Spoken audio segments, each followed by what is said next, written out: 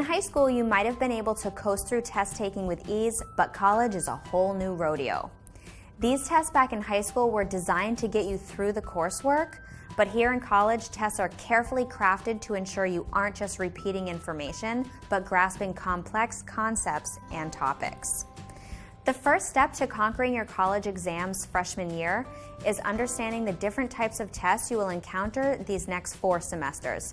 Objective tests include multiple choice, true, false, and matching options. Subjective tests examine your retained knowledge in a bit more depth and include essays, otherwise known as Blue Book exams.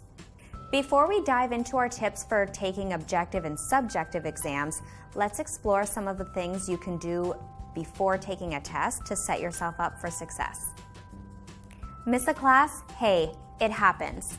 And as long as you aren't making a habit out of skipping your least favorite lecture each week, it's okay. Just because you didn't attend a class doesn't mean you get to skate by. Missing a class sometimes means more work for you in the long run than there would be otherwise if you simply showed up. If you miss a class, be sure to get the correct notes from a fellow classmate. Read up on the required chapters from the lecture you dozed through so that when the inevitable exam comes up, you aren't left with any major gaps. Now that you have everything you need, it's time to sit down and actually study. Put down your phone and really focus on the material at hand. Make a small cheat card that highlights the areas you're struggling with and pay extra attention to it leading up to the day of the exam. Quiz yourself. It sounds silly, but one of the best ways to prepare yourself for a big test is to put yourself to the test during study time. Isolate big picture topics. You know the areas that your professor seemed way too interested in. It's almost a sure bet that they will play a leading part in the upcoming exam, so study them. Keep those old quizzes and use them as study guides. Most professors will use similar or the same questions from past quizzes on larger tests. Recognize this and take advantage of it. And plan your time effectively. A week leading up to any test, set up a study schedule and make yourself stick to it. Whether that involves a study partner or good old-fashioned self-discipline, hold yourself accountable. If you are in class that involves essay exams, prepare for the test from day 1. Organize your ideas from each lecture and pose essay questions to yourself before the day of the exam. Practice efficient yet effective writing that demonstrates the knowledge you have gained throughout the semester. Now that test day is here, first of all, take a deep breath. If you have properly prepared, then you should be more than capable of passing the test with flying colors. To calm any pre-exam jitters, get to class early, settle in, relax, and review the cheat sheet you made leading up to the test. Be aware of the people around you, but try not to engage in conversation before you start the exam.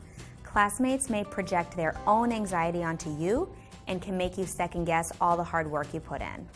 Instead, quietly repeat positive affirmations to yourself. Remind yourself of all the hours of hard work and studying you put in and that you do know the material. Whether the exam you are taking is objective or subjective, it is critical that you thoroughly read through the directions. Even if the test is timed, don't skip this step. It will save you a lot of headache down the line. When taking a true-false exam, look for open and closed words in the question or statement. Open words such as often or usually are more likely to be found in true statements. Alternatively, closed words like never and always are more likely included in false statements. For multiple choice options, narrow down your choices and don't be afraid to skip a question and come back to it later on. If your gut tells you to make a guess, make it and trust your instinct.